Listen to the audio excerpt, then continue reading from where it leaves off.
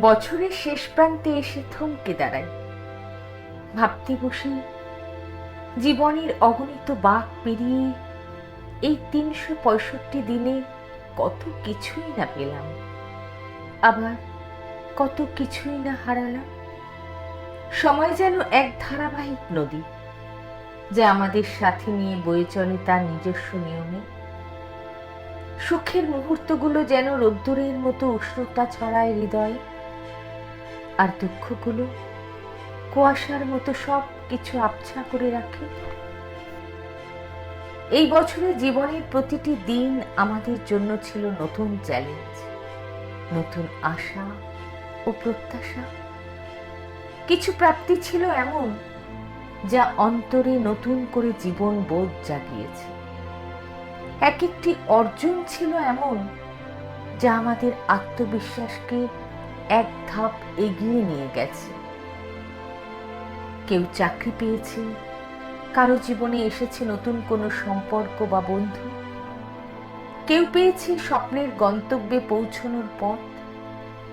এই ছোট বড় প্রাপ্তিগুলো যেন আমাদের মনে আলো ছড়ায়, কিন্তু সব প্রাপ্তির সাথে সাথে এসেছে কিছু হারানোর কষ্ট। হারানোর অনুভূতি গভীর এক শূন্যতা সৃষ্টি করে। কখনো কখনো তা মলিন করে দেয় জীবনের সব আনন্দ। কোনো প্রিয়জন হারানোর বেদনা, কোনো স্বপ্নের অপূর্ণতা, বা এমন কিছু যা এক সময় আমাদের কাছে সবচেয়ে মূল্যবান ছিল। এগুলোই বছরের বেদনাগুলোকে আরো গভীর করেছে। সময় চলে তার নিজস্ব ধারায়, তাকে থামানো যায় না। এই চলার পথে রেখে যায় অসংখ্য স্মৃতি, কিছু আনন্দের, কিছু বিষাদের। আনন্দের স্মৃতিগুলো যখন মনে পড়ে তখন মনে হয় জীবন সত্যিই সুন্দর। কোনো এক বিকেলে প্রিয়জনের সাথে কাটানো মুহূর্ত, কোনো অর্জনের উদযাপন, বা নিছক কোনো ছোট সাফল্যের দিন, এসবই যেন আমাদের জীবনের রোদ্দুর।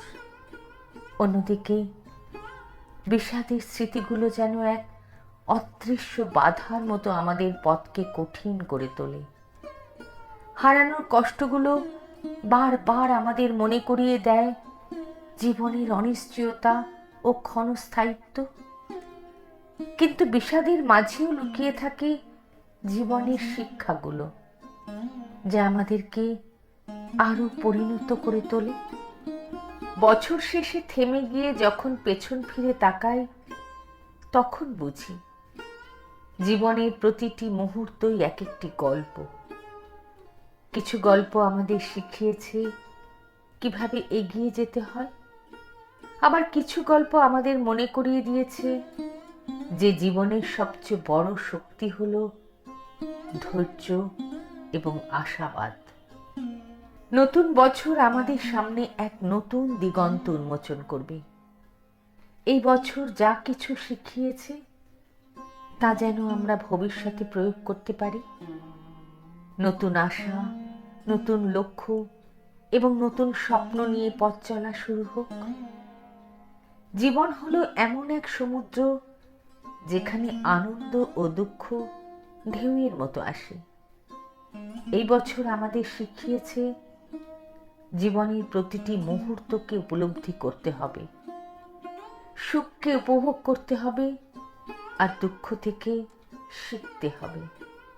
আমরা সবাই এই বছরের শেষ মুহূর্তগুলোকে স্মরণ করি কৃতজ্ঞতার সাথে, এবং নতুন বছরের স্বপ্ন সাজাই নতুন উদ্যমে।